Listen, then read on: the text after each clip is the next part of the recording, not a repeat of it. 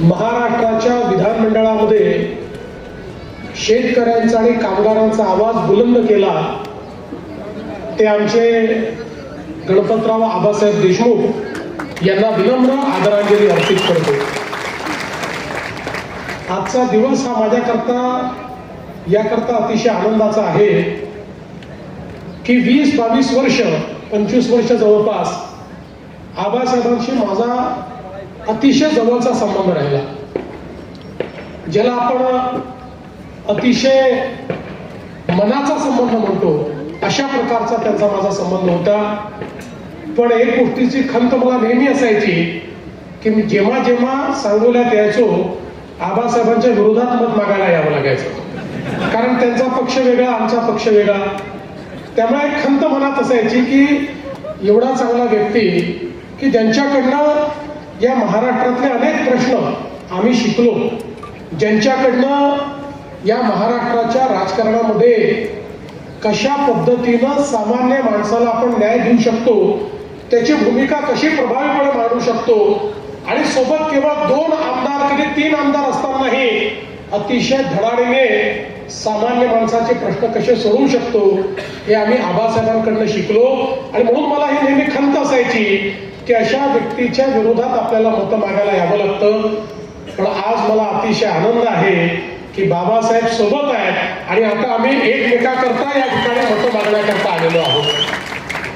खरं तर मगाशी जयकुमार भाऊंनी सांगितले खरं आहे, ज्यावेळी या युतीच्या संदर्भातली चर्चा झाली आणि माझं आणि बाबासाहेबांचं फोनवर बोलणं झालं, त्यावेळी आम्ही या ठिकाणी आबांच्या बद्दलही बोललो आणि सगळ्या गोष्टींची चर्चा केली। आणि मग मी त्यांना विचारलं की माझी आमदारांचं काय, ते म्हणाले त्यांच्याशी चर्चा चालली आहे। मी म्हटलं करा, सगळेच एकत्रित येऊ, कोणी बाहेर नको। शहर विकासाचा विषय आहे, जर एखाद्या शहरामध्ये तुम्ही आम्ही इतके वर्ष एकमेकाच्या विरोधात लढलेले जर एकत्र येऊ शकतो तर शहर विकासाकरता कोणाला बाजूला कशाला ठेवायचं, सगळ्यांना आपण सोबत घेऊया। पण मला असं वाटतं की बापूंनी त्या ठिकाणी आधीच भूमिका ठरवून टाकली आणि त्यामुळे ते बाहेर राहिले, काही हरकत नाही। पण मला आनंद आहे की आज या ठिकाणी इतके सगळे दिग्गज लोक एकत्रित आलेले आहेत। दीपक आबा सोबत आहेत, बाबासाहेब सोबत आहेत, जयकुमारजी सगळे आमच्या सोबत आहेत। त्यामुळे मला विश्वास आहे की आता सांगोला शहराचा विकास हा कोणीही थांबवू शकणार नाही। आणि सगळ्यात महत्वाचं सांगतो, तुम्ही नगरपालिका निवडून आणा, हा देवाभाऊ तुमच्या पाठीशी आहे। महाराष्ट्राचं अख्खं सरकार सांगोल्याच्या पाठीशी उभं केल्याशिवाय राहणार नाही, हे सगळ्या बंधू भगिनींनो, हा जो काही नगरपालिकेची निवडणूक आहे हा लोकशाहीचा उत्सव आहे। आपल्या देशामध्ये भारतरत्न डॉक्टर बाबासाहेब आंबेडकरांनी आपल्याला संविधान दिलं आणि या संविधानाने आपल्याला लोकशाही दिली आणि या लोकशाहीमध्ये आपल्यापैकी प्रत्येकाला एका मताचा अधिकार दिला। किती सुंदर अशा प्रकारची लोकशाही आहे बघा। टाटा, बिर्ला, अडाणी, अंबानी यांनाही एक मत आणि तुम्हाला मलाही एकच मत, प्रत्येकाला एकाच मताचा अधिकार या लोकशाहीने दिला आणि सोबत एक जबाबदारी पण आपल्यावर टाकली। आज आपल्या जीवनाचं, आपल्या भविष्याचं, भवितव्याचा निर्णय हा आपण करतो। लोकसभेमध्ये आपण प्रधानमंत्री कोण झालं पाहिजे म्हणून त्या ठिकाणी मतदान करतो, विधानसभेमध्ये आपल्या मतांच्या भरोशावर मुख्यमंत्री तयार होतो आणि आपल्या शहरामध्ये आपण ज्याला निवडून देतो तो शहराचं राज्य चालवतो किंवा शहराचं प्रशासन चालवतो।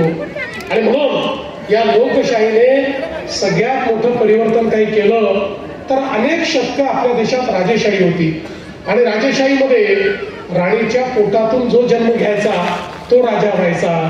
पण आपल्या संविधानाने सांगितलं की या ठिकाणी राणीच्या पोटी जन्म घेणारा आता राजा होणार नाही, मताच्या पेटीतून जो जन्म घेईल तो या ठिकाणी राज्यकारभार चालवेल आणि तोच सेवक म्हणून काम करेल। आणि म्हणून ही जी निवडणूक आहे ही पुढचे 5 वर्ष आपलं भविष्य आणि भवितव्य कोणाच्या हाती द्यायचं त्याचा फैसला करण्याची निवडणूक आहे। आपण बघा, आपल्या देशामध्ये जवळपास स्वातंत्र्यानंतर 60-65 वर्ष राज्यकर्त्यांची एक मानसिकता होती आणि ती योग्य होती, ती काही चुकीची नव्हती, की भारत हा छोट्या छोट्या गावांमध्ये राहतो आणि म्हणून गावांचा विकास म्हणजे भारताचा विकास. आणि हे करत असताना आपल्या राज्यकर्त्यांना या गोष्टीचा विसरच पडला की शहरातील लोक राहतात. शहरांकरता 60-65 वर्ष कुठल्या योजना तयार झाल्या नाही, शहरीकरणाचं नियोजन करण्याचा आपण विचार केला नाही. एकीकडे त्या ठिकाणी अन्न, वस्त्र, निवारा, शिक्षण, आरोग्य, रोजगार या सगळ्या गोष्टी करता लोक हळूहळू गावाकडनं शहराकडे येत होते, पण शहरामध्ये नियोजनच नव्हतं. परिणाम काय झाला? शहरामध्ये नियोजन नसल्यामुळे लोकांना राहायची जागा नव्हती. मग ज्या ठिकाणी जागा मिळाली त्या ठिकाणी कोणी अतिक्रमण केलं, कोणी झोपडी बांधली, मिळेल तशा पद्धतीनं लोक राहायला लागले. मग त्या ठिकाणी पिण्याच्या पाण्याचा प्रश्न निर्माण झाला, नाल्या काढल्या, मग त्या नाल्यातनं मैला व्हायला लागला, त्यातनं घाण, दुर्गंधी, मच्छर, रोगराई अशा अनेक गोष्टी तयार झाल्या. मग ते सांडपाणी आपल्या विहिरींमध्ये जायला लागलं, नदी नाल्यांमध्ये जायला लागलं, आपले जलस्रोत प्रदूषित झाले, आपल्या जमिनी प्रदूषित झाल्या. लोकसंख्या वाढली, पण त्याचा नीट नियोजन न केल्यामुळे प्रत्येक शहरामध्ये कचऱ्याच्या थप्प्या, मोठ्या प्रमाणात कचऱ्याची केंद्र अशा प्रकारे तयार झाली की आपल्याला गल्लोगल्ली किंवा शहराच्या मध्यवर्ती ठिकाणी मोठ्या प्रमाणात कचरा दिसायला लागला आणि आपली शहरं ही बकाल व्हायला लागली. आणि म्हणूनच 2014 साली ज्यावेळेस देशामध्ये मोदीजी प्रधानमंत्री झाले त्यावेळी पहिल्यांदा मोदीजींनी सांगितलं की गावाचा विकास तर महत्वाचा आहेच, पण सोबत शहरांचाही विकास आपल्याला करावा लागेल. कारण देशाच्या जीडीपीचा 65% जीडीपी हा शहरात तयार होतो. शिक्षण, आरोग्य आणि रोजगाराची संधी ही आपल्याला शहरामध्ये त्या ठिकाणी प्राप्त होते. आणि म्हणून आपल्याला शहराचा विकास करून शहरामध्ये राहणारे गरीब आहेत, शहरामध्ये राहणारे मध्यमवर्गीय आहेत, यांचं जीवनमान कसं उंचवता येईल याकरता प्रयत्न केला पाहिजे. आणि देशाच्या इतिहासामध्ये पहिल्यांदा केंद्र सरकारने शहराकरता योजना तयार केल्या. स्मार्ट सिटीची योजना, अमृत शहराची योजना, स्वच्छ भारत शहरी योजना, प्रधानमंत्री आवास शहरी योजना, अशा अनेक योजना, लाखो कोटी रुपये पहिल्यांदा देशाच्या मध्यवर्ती सरकारने, केंद्र सरकारने त्या ठिकाणी आपल्या बजेटमध्ये ठेवले आणि वेगवेगळ्या राज्यांना ते पैसे देणं सुरू केलं. आपल्या महाराष्ट्रालाही 50,000 कोटी रुपये या वेगवेगळ्या योजनांमधनं आपली शहरं चांगली करण्याकरता मिळाली. आपण विचार करा, महाराष्ट्राचा जर आपण विचार केला तर महाराष्ट्रातील 6.5 कोटी लोक हे 40,000 गावांमध्ये राहतात आणि तेवढेच 6.5 कोटी लोक आपल्या सांगोल्यासारख्या 400 शहरांमध्ये राहतात. म्हणजे अर्धे लोक 40,000 गावांमध्ये आणि अर्धे लोक 400 शहरांमध्ये. त्यामुळे या 400 शहरांमध्ये राहणाऱ्या लोकांचं जीवनमान जर आपण बदललं तर एकीकडे त्यांचं जीवनमान देखील चांगलं होईल आणि दुसरीकडे त्या ठिकाणी नवनवीन संधी तयार होतील. आणि म्हणूनच आज आपण ज्यावेळेस या ठिकाणी या निवडणुकांना समोर चाललो, मी गेले अनेक दिवस रोज 6 सभा करतो, सभांमध्ये भाषण करतो, पण कुठल्याही भाषणामध्ये कोणावर टीका करत नाही, कुठल्या पक्षाला उडं बोलत नाही, कुठल्या व्यक्तीवर बोलत नाही. याचं कारण एक सकारात्मक मत मागण्याकरता मी आलेलो आहे. मला या ठिकाणी शहराचा विकास करायचा आहे, शहराच्या विकासाचा एक आराखडा आपण तयार केलेला आहे, शहराच्या विकासाचा एक ब्ल्यूप्रिंट आपण मांडतो आणि त्याकरता आपल्याकडे नीती पण आहे, त्याकरता आपल्याकडे नियत पण आहे आणि त्याकरता मोदीजींनी दिलेला निधी पण आपल्याकडे आहे. त्यामुळे शहरं आपल्याला बदलता येऊ शकतात. आज आपल्याला प्रत्येक शहरामध्ये पिण्याच्या पाण्याची योजना करायची आहे. 30,000 कोटी रुपये जल जीवन मिशन आणि या अमृत शहराच्या माध्यमातून आपल्याला मोदीजींनी दिले आहे. प्रत्येक शहरामध्ये, प्रत्येक घरामध्ये नळ उघडल्यानंतर 365 दिवस त्या ठिकाणी स्वच्छ पिण्याचं पाणी आलं पाहिजे, ही आपली अपेक्षा आहे. आणि त्याकरता आपल्याकडे मोठ्या प्रमाणात हा सगळा निधी जो आहे तो उपलब्ध आहे आणि म्हणून त्या संदर्भातही अनेक योजना आता आपण सुरू केलेल्या आहेत. एवढंच नाही तर आज आपण पाहतो मोदीजींनी आपल्याला प्रधानमंत्री आवास योजनेच्या माध्यमातून मोठ्या प्रमाणात घरांकरता निधी दिला. 2.5 लाख रुपये हे आपल्याला ज्यांच्याकडे कच्चं घर आहे, ज्यांच्याकडे झोपडी आहे, ज्यांच्याकडे घर नाही आहे अशा लोकांना देण्याकरता उपलब्ध करून दिले. पण नंतर आमच्या लक्षात आलं की त्याचा पाहिजे त्या प्रमाणात आपण उपयोग करू शकत नाही, कारण लोकांकडे त्यांच्या जमिनीची मालकी नाही. लोक अतिक्रमण करून बसलेले आहेत आणि योजनेमध्ये तुम्हाला मालकी हक्काचा पट्टा मागितला जातो आणि तो पट्टा नसेल तर तुम्हाला त्या ठिकाणी पैसे मिळत नाही. 2 महिन्यापूर्वी आपण निर्णय केला, राज्य सरकारने एक नवीन शासन निर्णय काढून सर्व आपल्या नगरपालिकांच्या, नगर परिषदांच्या, नगरपंचायतीच्या क्षेत्रामध्ये जेवढे लोक अतिक्रमण करून राहत आहेत त्या सगळ्यांचं अतिक्रमण नियमित करायचं आणि त्यांना मालकी हक्काचा पट्टा द्यायचा आणि ज्याला पट्टा दिला त्याला 2.5 लाख रुपये घर बांधायला द्यायचे. अशा प्रकारचा निर्णय आपण केलेला आहे आणि त्याकरता माननीय मोदीजींनी आपल्याला निधी उपलब्ध करून दिला आहे. आज आपण पाहतो शहरांमध्ये मोठ्या प्रमाणात नाल्यांची समस्या आहे, भुयारी गटाराच्या योजना नाही आहेत. भुयारी गटार नसल्यामुळे हे सगळं सांडपाणी घाणपाणी आपलं आरोग्य खराब करताय. काही ठिकाणी भुयारी गटाराच्या योजना झाल्या तरी त्या पूर्ण शहर कव्हर करत नाही आणि म्हणून आता संपूर्ण शहर कव्हर करणाऱ्या भुयारी गटाराच्या योजना की ज्या योजनातनं जे काही सांडपाणी आपण देतो ते सांडपाणी आपण असं सोडून द्यायचं नाही तर STPच्या माध्यमातून त्याच्यावर ट्रीटमेंट करून त्यातला जो मैला आहे तो बाजूला काढायचा, त्यातलं खत तयार करायचं आणि उरलेलं पाणी आपण सोडायचं, जेणेकरून ते नाल्यातनं नदीतनं कुठूनही गेलं तरी आपल्या जमिनीला ते खराब करणार नाही, आपल्या जमिनी देखील चांगल्या राहतील, आपले जलस्रोत देखील प्रदूषित होणार नाही. अशा पद्धतीनं आपण काम सुरू केलेलं आहे आणि त्यासोबत आता आपण मोठ्या प्रमाणात घनकचऱ्याच्या व्यवस्थापनाचं काम सुरू केलं आहे. सांगोल्यातली एक प्रमुख समस्या ही देखील आहे, शहराच्या मध्यवर्ती ठिकाणी कचऱ्याचा डेपो तयार झालेला आहे, त्यामुळे तो डेपो आपल्याला हलवायचा आहे. आपण काळजी करू नका, स्वच्छ भारत योजनेच्या अंतर्गत आपल्याकडे भरपूर निधी आहे. केवळ आपल्याला ती कचरा कुंडी तो डेपोच बाहेर द्यायचा नाही तर त्याच्यासोबत सगळा कचरा जमा करून त्या कचऱ्यावर आपल्याला योग्य प्रक्रिया करायची आहे. आता कचरा जमा करणं हे इतिहास जमा झालेला आहे. आता महाराष्ट्रातल्या किमान 400 पैकी 300 शहरांमध्ये आम्ही कचऱ्यावर वेगवेगळ्या प्रकारची प्रक्रिया सुरू केलेली आहे. आता कचरा ही आपली लायबिलिटी राहिलेली नाही. आमचे गडकरी साहेब नेहमी म्हणतात nothing is waste, everything is wealth. हा कचरा वेस्ट राहिलेला नाही. आता या कचऱ्यावरही आपण प्रक्रिया करतोय. छोट्या नगरपालिकांमध्ये कचऱ्यापासून आपण पेलेट्स तयार करतोय, कोळशासारखे पेलेट्स होतात, कोळशाच्या ऐवजी ते पेलेट्स वापरता येतात. त्या ठिकाणी खताची निर्मिती करतो, खताचा ब्रँड तयार केलाय. आता नगरपालिकाच्या कचऱ्यापासून तयार होणाऱ्या खताचा आपण एक ब्रँड तयार केलेला आहे आणि जिथे जास्त कचरा आहे त्या ठिकाणी तर आता आपण अनेक शहरांमध्ये कचऱ्यापासून विद्युत निर्मिती सुरू केलेली आहे. आता पिंपरी चिंचवडची झाली, पुण्याची झाली, ठाण्याची झाली, अनेक ठिकाणी आपण ते केलेलं आहे, नागपूरची झाली आणि अनेक ठिकाणी कचऱ्यापासून गॅसची निर्मिती करतोय. जो गॅस CNG सारखा आपल्या वाहनामध्ये भरता येतो आणि आपली वाहनं त्याच्यावर चालवता येतात. त्यामुळे या सगळ्या योजनांकरता आपल्याला केंद्र सरकारनं निधी दिलेला आहे.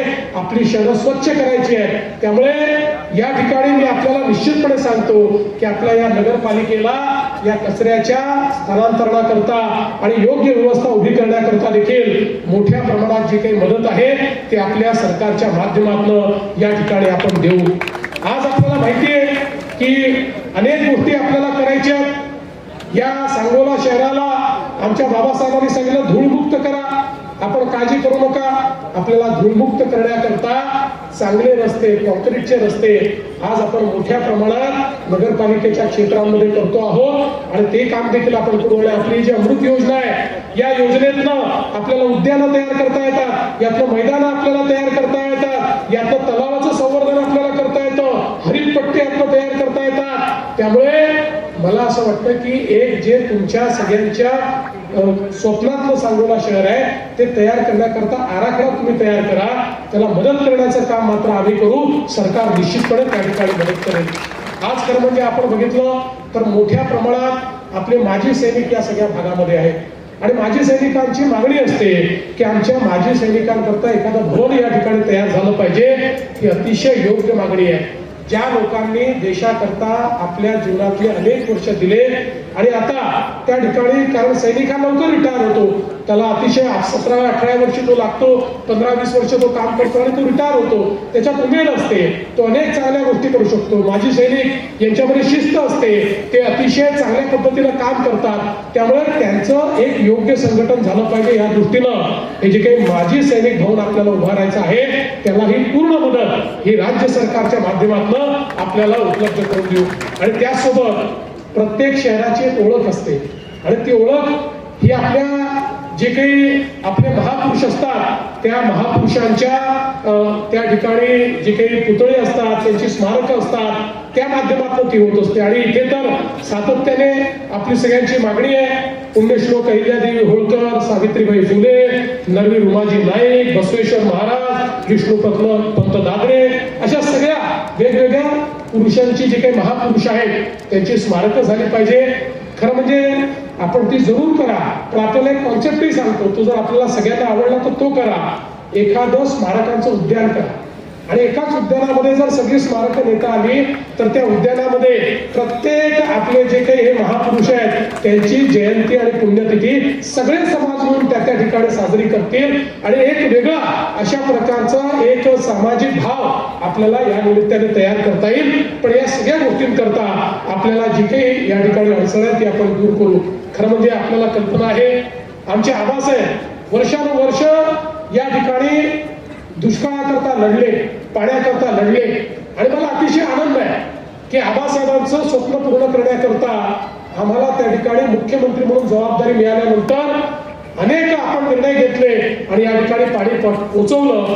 आणि मला हे सांगताना आनंद वाटतो की आबासाहेबांनी अतिशय मोठ्या मनाने त्या ठिकाणी सांगितलं की देवेंद्र फडणवीसांच्या रूपानं आम्हाला एक भगीरथ मिळाला आणि आमच्याकडे पाणी पोहोचलं. आणि अजून खूप काम आपल्याला या ठिकाणी करायचं आहे. खरं म्हणजे शहराच्या विकासामध्ये आपण जर आपले विचार, आपले पक्ष, आपले अभिनिवेश, ठीक आहे, निवडणुकीपुरतं या सगळ्या गोष्टी असतात, पण निवडणुकी झाल्यानंतर या सगळ्या गोष्टी जर बाजूला ठेवू शकलो तर जनसामान्यांच्या जीवनात एक मोठं परिवर्तन आपल्याला करता येतं. आणि म्हणून मी तर तुम्हाला हीच विनंती करण्याकरता या ठिकाणी आलो आहे की आता एवढी सगळी मंडळी एकत्रित आल्यानंतर आपल्या शहराचा विकास कोणी थांबवू शकत नाही, त्यामुळे कोणीही दुसरा विचार करण्याची आवश्यकता या ठिकाणी नाहीये. आपले जे या ठिकाणी नगराध्यक्ष पदाचे उमेदवार आहेत मारुती आबा बनकर, एक अतिशय ज्येष्ठ अशा प्रकारचे ज्यांना अनुभव आहे, जनसामान्यांमध्ये राहतात, लोकांशी अतिशय चांगला त्यांचा कनेक्ट आहे, अशा प्रकारचे मारुती आबा हे आपले उमेदवार आहेत. त्यांचं चिन्ह कमळ आहे आणि त्यासोबत खाली आपले वेगवेगळे लोक वेगवेगळ्या चिन्हावर आहेत. खरं म्हणजे आपले मतदार एवढे हुशार आहेत की 25 चिन्ह असले तरी त्यांना नेमकं माहिती असतं की आपल्या आघाडीचा, आपल्या या युतीचा उमेदवार त्या ठिकाणी कोण आहे. आणि म्हणून निश्चितपणे या ठिकाणी आपण काम करू. मला माझ्या बोलण्यामध्ये 2 विषय सुटले. एक तर अण्णाभाऊ साठेंच्या स्मारकाचाही देखील आपल्याला या ठिकाणी निर्णय करायचा आहे आणि एक अजून मागणी आहे की मुस्लिम कब्रिस्तानाकरता जी काही जागा आहे ती ऍडिशनल जागा त्या ठिकाणी द्यायची. निश्चितपणे त्याही करता जागा आपण शोधून काढावी. ती जागाही देण्यामध्ये सरकार पुढाकार घेईल, याबद्दल कुठलीही आपण मनामध्ये शंका बाळगू नका. मी आज एवढंच आपल्याला विनंती करतो की मारुती आबांचं चिन्ह कमळ आहे आणि खाली जे वेगवेगळे आपले चिन्ह आहेत ते चिन्ह आपण त्याची बटन दाबून ही जी काही आपली नगरपालिका आहे ती आपल्या सगळ्या या नेत्यांच्या हाती तुम्ही द्या. मी तुम्हाला एवढंच सांगतो, 2 तारखेला आमची काळजी तुम्ही घ्या, त्यानंतर 5 वर्ष तुमची काळजी आम्ही घेतल्याशिवाय राहणार नाही, हा विश्वास तुम्हाला देतो. आणि माझं बोलणं संपलं.